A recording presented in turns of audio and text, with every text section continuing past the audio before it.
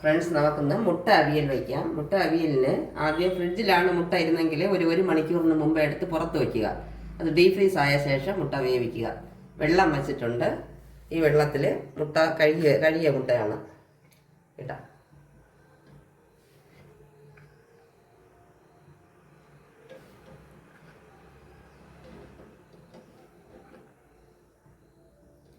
നാല് മുട്ട നമുക്ക് വേവിക്കാം. ഇത് വേഗം വയ്ക്കുമ്പോൾ കുറച്ച് ഉപ്പ് കൂടെ ഇടുക. അപ്പോൾ അത് പൊട്ടിപ്പോകത്തില്ല. ഉപ്പ് ഇട്ട് ഇനി ഒരു മീഡിയം ഫ്ലെയിമിൽ നമുക്ക് 10 മിനിറ്റ് തിളച്ച് വെന്ത് കിട്ടും. നമുക്ക് അരപ്പ് റെഡിയാക്കാം. ഇത് 4 മുട്ടയല്ലേ ഉള്ളൂ. ഇതൊരു ചെറിയ ഒരു തവിയാണ്. എന്നിട്ട് 2 സ്പൂൺ തേങ്ങ, ഇത്രയും മതിയാവും. എന്നിട്ട് ഇതൊരു മൈൽഡ് കറിയാണ് കേട്ടോ. അതുകൊണ്ട് പിന്നെ ഭയങ്കര എരിവ് ഉപ്പ് അങ്ങനെയൊന്നും വേണ്ട. എല്ലാം മൈൽഡ്, ചെറുതായിട്ട് 2 ചെറിയ ഉള്ളി ഇടുക.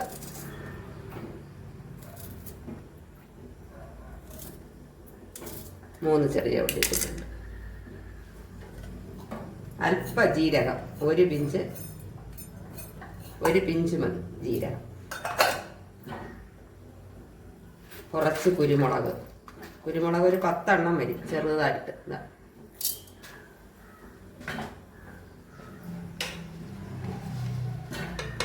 1/4 സ്പൂൺ മുളക് പൊടി,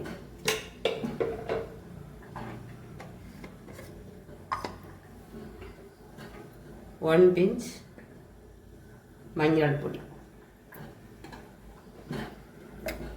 പരലുപ്പായതുകൊണ്ട് ഞാൻ ഈ കൂട്ടിക്കൂടെ തന്നെ ഉപ്പും കൂടെ അരയ്ക്കുകയാണ്. ചെറുതായിട്ട് ഒരു 2 പരലുപ്പ്, ഇത്രയും മതി. കുറച്ച് പൊടി ഉപ്പാണെങ്കിൽ കൂട്ടാൻ നേരിട്ടിട്ടാലും മതി. ഇത് അരച്ചെടുക്കണം. ഇത് മുട്ട അവിയലാണെങ്കിലും അവിയലിന് അരയും പോലെ അല്ല, നമ്മൾ തീയലിന് അരയ്ക്കും പോലെ.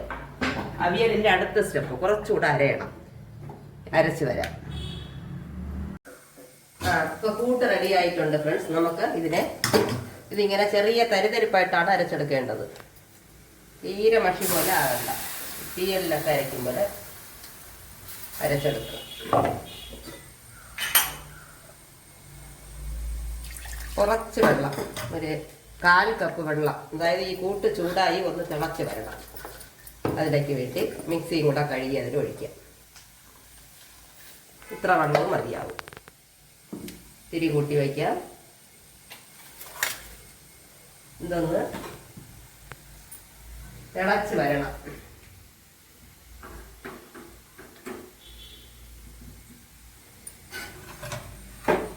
എന്നിട്ട്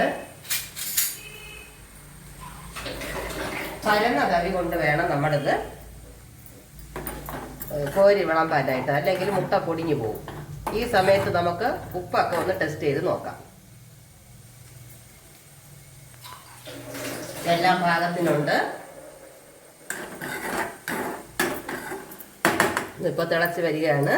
ഇങ്ങനെ വരുമ്പോൾ ഈ മുട്ട വേവിച്ചതാ 2ആയിട്ട് അരിഞ്ഞു വെച്ചിട്ടുണ്ട്. ഇതിനെങ്ങനെ കമഴ്ത്തി നീറ്റായിട്ട് അടുക്കുക. അതിൽ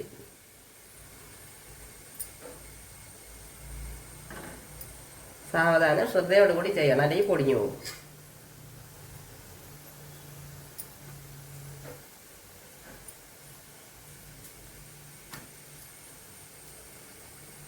ഇതിങ്ങനെ ഇരുന്ന് ഈ കൂട്ടിങ്ങനെ അതിൻ്റെ മുകളിൽ ഒഴിച്ചു കൊടുക്കാം, പൊടിയാതെ.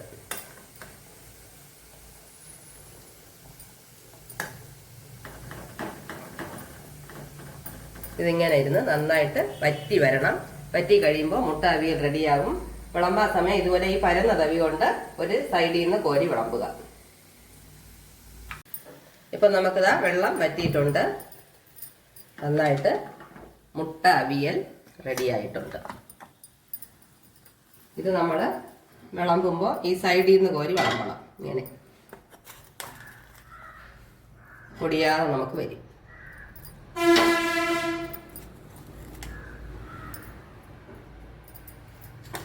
കണ്ടോ, ഈ രീതിക്ക് വിളമ്പുക. വീണ്ടും ഇതുപോലെ യൂസ്ഫുൾ ആയിട്ടുള്ള വളരെ ഈസിയായി ചെയ്യാവുന്ന റെസിപ്പി കാണാം. Please share, like and subscribe. Thank you.